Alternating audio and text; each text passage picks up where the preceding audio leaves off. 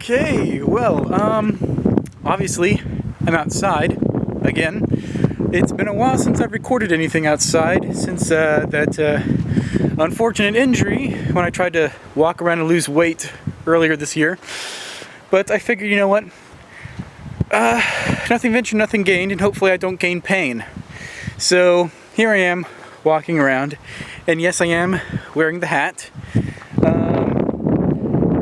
No, I'm not trying to do a younger, shorter, fatter Adam Savage impression. I just wanted a hat to keep the sun out of my eyes. And I live in a rather windy city, so hopefully you'll be able to hear me and not just a bunch of wind blowing.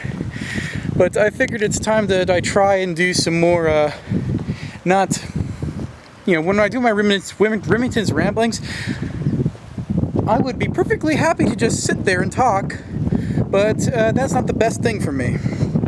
So I'm going to start out easy, and I'm just going to take 3 laps around this parking lot, and I'll talk about whatever comes on my mind. Oh, brother. What can I talk about? I know that my last Remington's ramblings was basically me talking about gaming publications. And that Game Trade magazine, that really caught me by surprise. I did not expect, a smaller publication to have so many freebies in it. Now, not every issue is going to have freebies in it, but I did find 2 for the last 2 months that did have freebies in it, which is really awesome. If you've got any gaming publications that you know of, go ahead and let me know about it, because I can't promise I would feature them on any of my shows, but people do read the comments that are on my videos. So if you want them to know about a great gaming publication, you might as well just go ahead and leave a comment there or a response video, and so people can know about what you found. Alright. It would be nice to do some more stuff where I talk about the military.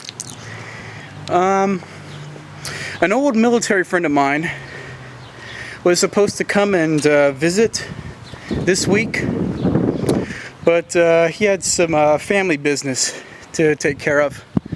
So he says he would be able to make it down here possibly maybe in a month or 2. So hopefully he'll be able to. And when he gets here, I'm just going to ask him if he would mind doing a few videos for me. I'll just sit him in front of the camera, and maybe I'll sit there with him and we can just bounce ideas off each other and reminisce and talk about stuff that's happened. And if you think that some of my stories are amusing, they are nothing compared to this guy's. He's been to some places, and I won't say that he's done things and seen things, but he's done some things and seen some things and heard some things, and he has some pretty funny stories. So it'd be really nice if I could get him to talk about some of them. As long as they are, more or less appropriate. Which, we're hopefully all adults here, so very few things should be taboo. In any case, let me see. I would like to be able to tell some military story. I know I've already talked about hawk inspections, so that's over and done with. Well, alright, here's one. Now, when I was stationed at Beale Air Force Base, I was moved around to a lot of different dorms when I was actually living on base before I moved off and got my own apartment. And living on base, you have a lot of rules that you need to follow. It's not always the most fun, but there are rules that need to be followed. And so I was living in the dorms, which means that there was a lot of rules to be followed. I was in gold country for probably about a month, Gold Country was like the best, even though I hated being there because it wasn't my permanent dorm. Because Gold Country, it was like each room was like a miniature apartment. You would get your own room, but your own room consisted of a bedroom, your own bathroom that you didn't have to share with anyone, and actually your own kitchen. I mean, you can't get any better than that. I mean, it is a small, self-contained house, kind of in one room, without it being a studio apartment. And yeah, it was small, but it was, you know, also large considering all the stuff that they put in there. After about a month, I finally was able to move into where all the other Intel guys were, which was at the Red Tops. They finally had an empty room at the Red Tops. So I moved in there. It was a 3-story dorm. Thankfully, I was on the bottom floor, so I didn't have all these stairs to climb. And I was there for, yeah, I'm gonna say, probably 9 months to a year. And then a problem arose which forced me to move. Basically, you'll have 2 rooms that are connected by a bathroom. So, you know, you have to share the bathroom with the guy that lives next to you, which sucks, but, you know, it's better than having to share the bathroom with, like, you know, 40 other guys like you did in basic training. Or tech school where you have to share it with 3 other guys. In any case, he would have friends over to his dorm, and I guess they put something down the toilet that clogged it, and he didn't bother unclogging it. So I wake up one morning on a day off, all blurry-eyed and stuff, and I hear this weird sound like running water, and I'm like, what the hell is that? And it smells kind of funky in the room too. Not like really bad, but just bad enough to be, you know, kind of off. So I'm like, what the hell is that?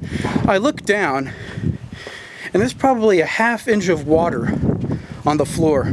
I mean, the entire floor is covered with a ½ inch of water. I'm like, what the fuck is going on here? So I jump out of bed, go over to the fucking bathroom. There's this water pouring out from underneath the fucking bathroom door. I throw open the door. There's the fucking toilet spouting water like a goddamn geyser. And I know that it wasn't me, because when I went to sleep, that toilet was as silent as the grave. So I go and I start pounding on that guy's door like, open this damn door right the fuck now. He opens the door. He's on the phone with someone from maintenance to get the thing fixed. Apparently he had flushed the toilet, it had overflowed. He didn't know what the fuck to do. So he decided the best thing to do was to close his door, stuff a towel underneath it to force all the water over to my fucking side of the dorm. So my dorm room got flooded with toilet water and his didn't. And I'm like, what the hell's going on here? He's like, oh, the toilet's overflowing. I'm like, no shit, the toilet's fucking overflowing. Don't you know how to fix it? I yank the top cover off of the tank, take the toilet plunger, and I stick it down inside there so that the water would stop flowing. Because I'd had that problem before. The toilet hadn't overflowed.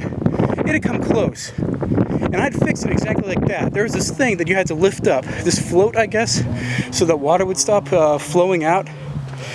And so I jammed the toilet plunger in there so that it kept the float up and the water would stop coming out. But the damage was already done.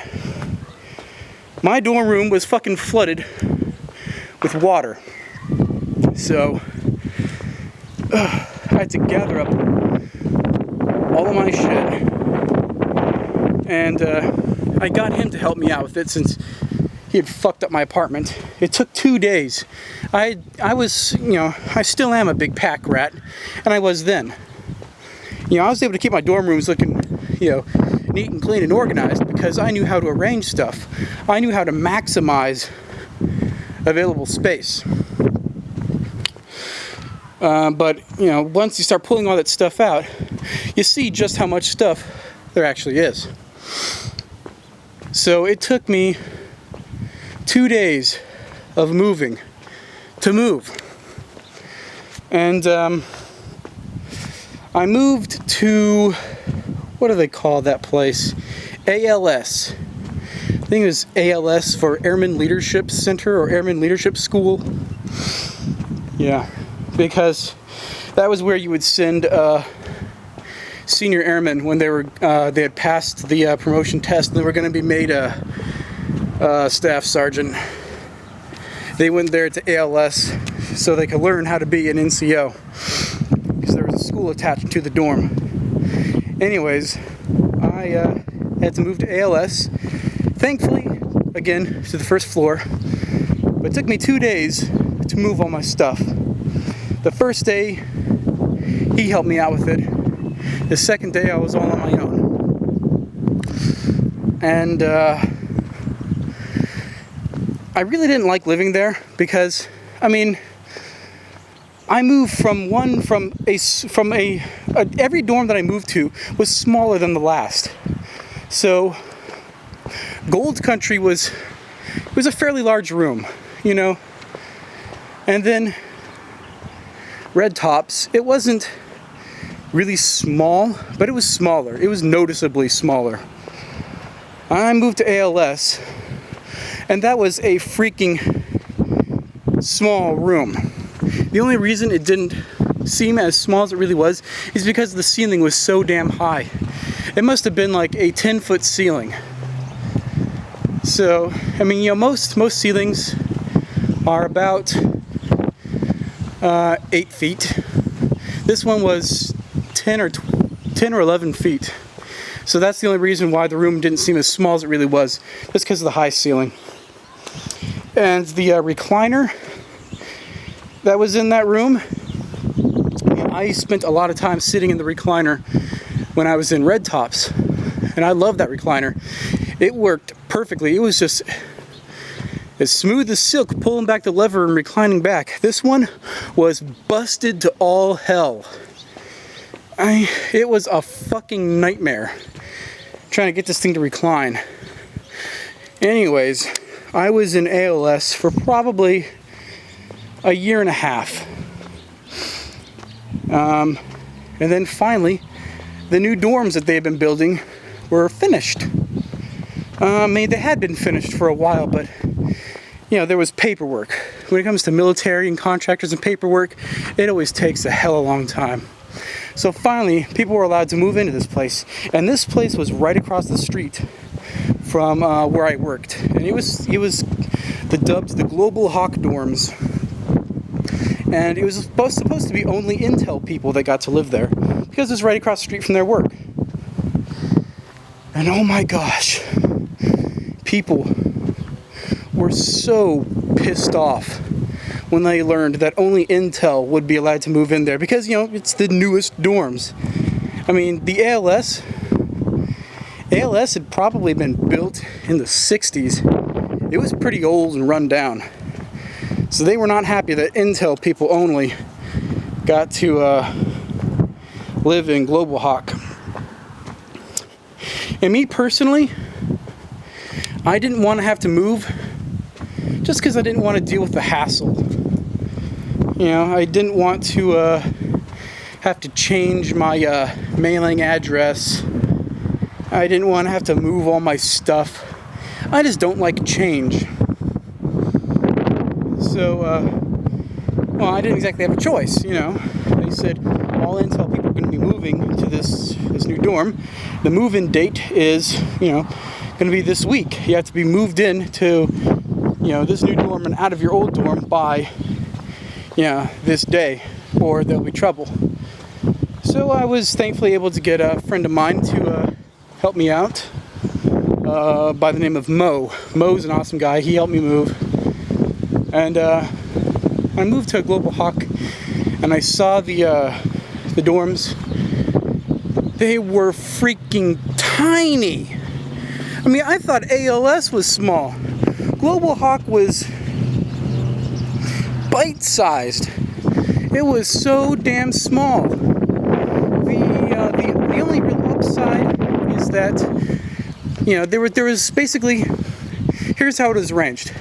There was a central room, and you know, which is like a living room, a common room for the 4 people living there, and then there was 4 separate rooms, and each room had its own bathroom. So once again, you know, I finally got my own bathroom, which, you know, is really nice. I don't want to have someone else screwing up the bathroom and flooding my freaking dorm. If my bathroom gets flooded, it's my problem, and I will make sure that that problem will not rise its ugly head. So, I got my own bathroom, and then the main room had a kitchen and a refrigerator. So it's not like I had to share the kitchen with a lot of people. But I mean, I didn't spend a whole lot of time in the main room, the common room, just because, you know, it's the common room. I can't personalize it. I can't risk putting my things out there because they could be damaged or destroyed or stolen. So really, I was pretty much just restricted to my own room, and it was small beyond belief. It was tiny. You get 2 people in there and it would be crowded. Anyways, but I did live across the street, literally right across the street from the place I worked at. You know what the bad thing is? For about a year, I still drove to work. Oh my gosh, just because I could drive. I'm like, I'm gonna drive to work. Start the car, drive across the street, park the car. I mean, it's ridiculous when I think about it now, but yeah, I would drive to work when I lived right across the street from it. That was bad. But I didn't care. And then after about living in Global Hawk for probably about a year and a half, maybe 2 years, I then moved off base into my own apartment with my good friend Mo, which is really awesome. Anyhow, that's enough of me rambling and talking to myself. And if you have any comments or suggestions for things I should talk about in the next show, go ahead and leave a comment down below. That's all I have at this time, and I'm signing out.